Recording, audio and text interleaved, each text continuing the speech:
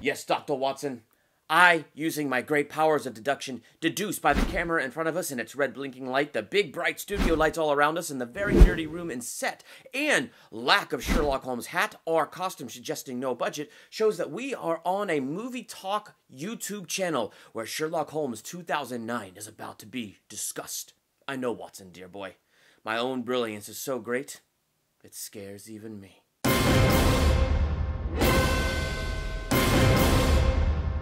Welcome to Durbania. I'm Durbin, and this is my theological analysis for 2009's Sherlock Holmes, starring Robert Downey Jr. and Jude Law. I love this movie. It's one of my favorites, and with Holmes and Watson hitting theaters this Christmas, I thought, wow, what a perfect time to dive back into one of my favorite movies. So, what do you think? Should there be a Sherlock Holmes 3? Let's talk about that in the comments. Listen to the fear. I will use that as a weapon to control them and then the world. Lord Blackwood, warlock, master of the dark arts. Or just a really stinking good illusionist. You know what's really interesting as you dive into this movie, this first Sherlock Holmes with Robert Downey Jr., Mark Strong's character, Lord Blackwood, is nothing but mirage. He is nothing but smoke and mirrors. There was never any magic. Only conjuring tricks. In fact, he's nowhere near as powerful as he makes himself out to be. Through a series of illusions and tricks, he makes himself look like this incredibly powerful warlock. And through fear and taking over people's imaginations, that's how he gains the authority that he gains throughout this movie. In fact, he even says that he's going to use fear. So he's going to use fear to rule the world. He's going to use fear to gain the authority and the power that he wants. The thing that's interesting about Lord Blackwood is that he reminds me very much of the devil. Not because, like, he's in a devil-worshipping weird cult or some witchcrafty cult or anything weird like that, even though, yeah, that kind of does remind me of the devil. No, what really makes this character remind me of the devil is the smoke and mirrors. See, the devil was defeated by Jesus. He is a defeated enemy. He is a roaring lion seeking whom he may devour.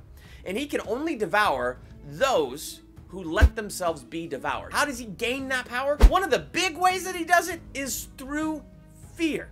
Lord Blackwood gains the power and authority he has in this movie because of fear. He gets to be the head of the religious cult that's kind of behind the governments, which that is a really weird plot line that probably deserves a movie of its own. But our secret systems have steered the world towards a greater good for centuries. It was conceived during one of our rituals. Anyway, you have this thing with different people from different parts of the world, and the way he gains the leadership, the way he gains the seat as head over all these people is through fear, through this show that he provides, and because of that, they are swayed. So because Sherlock had his feet firmly planted in the truth, he understood the lies that Lord Blackwood had, and he knew exactly what to look for, and that's how he saved Watson's life. Watson almost getting killed by that, clear little needle thing, whatever that was. Now, Watson didn't see it, and he would have died. It would have looked mysterious. It would have looked supernatural. But because Sherlock knew the truth about this guy, he knew what to look for in this guy's lies. In the book of James, it says the way we resist the devil is to stand firm in our faith. So we resist the devil, and he will flee from us. He is a roaring lion, and he's seeking whom he can devour. But the truth is, Jesus already defeated him. So one of the tricks the devil has is he doesn't want us to believe in that. And if we don't believe in that, and we believe the devil is far more powerful than he is, out of that fear, we give him more of that place in our lives, and suddenly we find our lives more oppressed. The truth is, God has not given us a spirit of fear, but he's given us power, love, and a sound mind. Sound mind, not overly running in circles like a hamster in a wheel mind, but a sound, calm mind.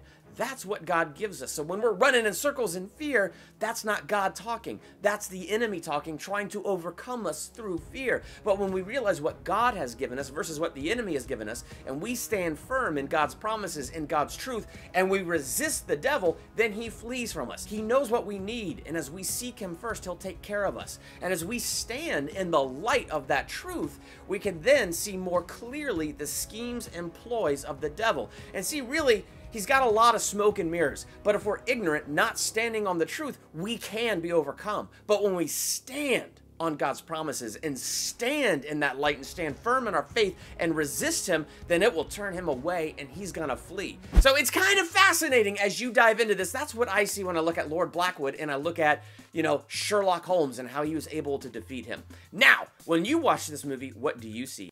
Do you think there should be a Sherlock Holmes 3? Let's discuss that in the comments. And while you're there, hit the subscribe button to become a Durbanian and hit the bell by the subscribe button so you're notified for my next theological analysis, movie review, ranking video, or anything else I do here. I'm Durbin. Thanks for checking out Durbania.